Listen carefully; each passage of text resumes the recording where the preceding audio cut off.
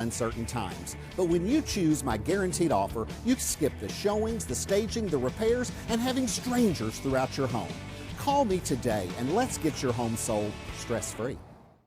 I think it's probably fair to say that most of us tend to be procrastinators, and very often that's the case when it comes to our health. Perhaps you'll find that no more so than when it comes to getting your hearing checked. I guess the great question is, why do we tend to put it off for so long? Dr. Tiffany Ahlberg at Ahlberg Audiology in Cleveland joins us this morning, and I'm guessing you see that pretty regularly in your practice, right? Where people delay coming in to see you. Yes, definitely. I think it's the most dreaded appointment that people have, and it ends up, when people come in, they always say, "That wasn't as bad as I thought it was going to be. This was so much easier." So it's never as bad as people think that it's going to be. Of course, nobody wants to go to the doctor for anything, but it's much easier than people anticipate, I believe. Well, is the dread coming to see you, Tiffany, in part because they're not sure what to expect with the exam, but also in part because they just don't want to perhaps hear the inevitable that their hearing loss is becoming an issue?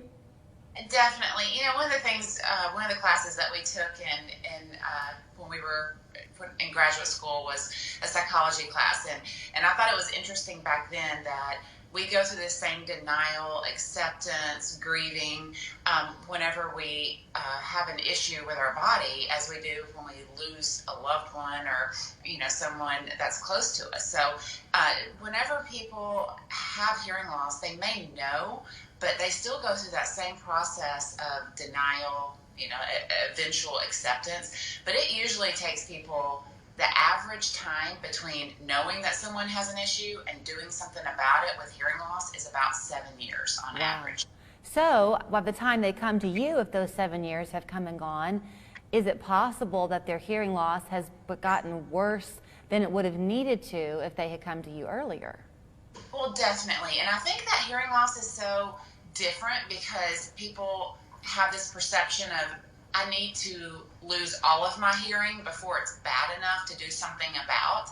And it's one of those, it's a strange kind of thing because we have so many different frequencies that we are hearing, that our ears are hearing, and that speech components are made up of so many different frequencies that maybe someone still has decent hearing, normal hearing in some of those frequencies, but then they're not able to hear other frequencies. So when people say, I hear, but I don't understand, I think of it like, I'm not a musician, but I think of it in a musical way as having a piano or having guitar strings and having 2 or 3 of them work, but then having 2 or 3 of them that don't. Mm-hmm. And would that be bad enough to fix?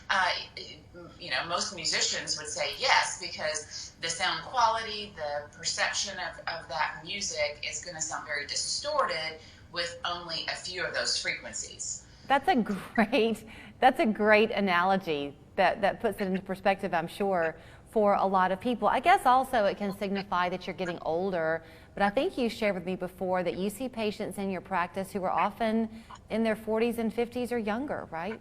Every single day I have patients.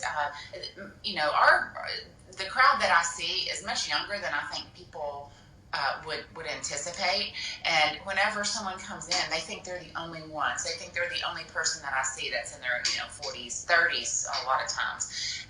And why do I have a hearing loss? And why do people have a vision loss? It's just one of those things that happens. Sometimes some people have the genetic makeup to have a hearing loss sooner than other people. It doesn't mean that they're worse. It just means that they developed it earlier. So it's nothing to be ashamed of. So you mentioned comparing it to vision problems. I wear contacts and glasses, and I notice sometimes that the more I wear my contacts and glasses, the more it seems like my eyes become dependent on them. Is that true if you have a hearing device? That is a question I get at least once a week. Someone says, okay, if I do something about this, am I going to become dependent on it? And my answer is yes, but not in a bad way. It's our brain is deficient of certain things as far as the perception of sound.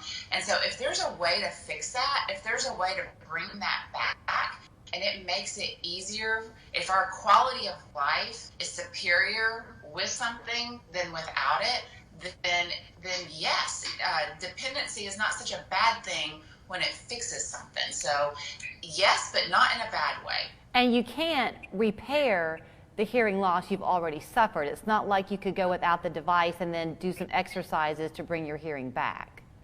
Not for the hearing itself. Now, so there's kind of two different components when it comes to hearing. There's hearing when we put you in the booth and you push a button or raise your hand when you hear a beep. And then there's word understanding or discrimination. So word understanding and discrimination, we give people a word list and we say, repeat these words after me, say the word bass, say the word mess. And we look at that percentage and we're able to tell when the brain gets that sound, what does it do with the sound? So whenever someone has very good word understanding, then they're going to do better with amplification than someone who maybe they get 8 words out of 25 correct. Now there are oral rehab exercises, programs that we can recommend to help build that word understanding, but not for the hearing of the tones. Okay, and before I let you run, I know you've got patients waiting at your door, I'm sure, but you referenced earlier a psychology class that you took when you were in graduate school. Besides the patient, him or herself, who might be struggling, feeling isolated and that kind of thing because of the hearing loss, once you get it corrected, doesn't that help the psychology of your loved ones too, spouses and kids and that kind of thing? Absolutely. I mean, isolation due to hearing loss, I think the person feels isolated, and then the family and friends feel just this insane sense of frustration not being able to communicate. So it opens up a whole new world for these people outside of just being able to hear, just the bond that they're able to participate in with their family and friends. You are such an easy person to talk to, and I'm sure when people see you on the air, they think, I could be very comfortable with her. So if someone's wanting to make an appointment, can they just make their own referral to you, Tiffany, or do they have to go through someone? No, they can call the office and we'll help them. Some insurances require different things, but we're definitely able to help them if they call the office and we find out what insurance they have. Okay, very good. Dr. Tiffany Ahlberg at Ahlberg Audiology up in Cleveland. Thanks as always for your time. Thank you, Julie. You can find her on North Ocoee Street in Cleveland. The phone number is 641-0956. Online, it's ahlbergaudiology.com. And once a month, happily for us, she's here with us on 3+U as well. We're back with more in just a minute.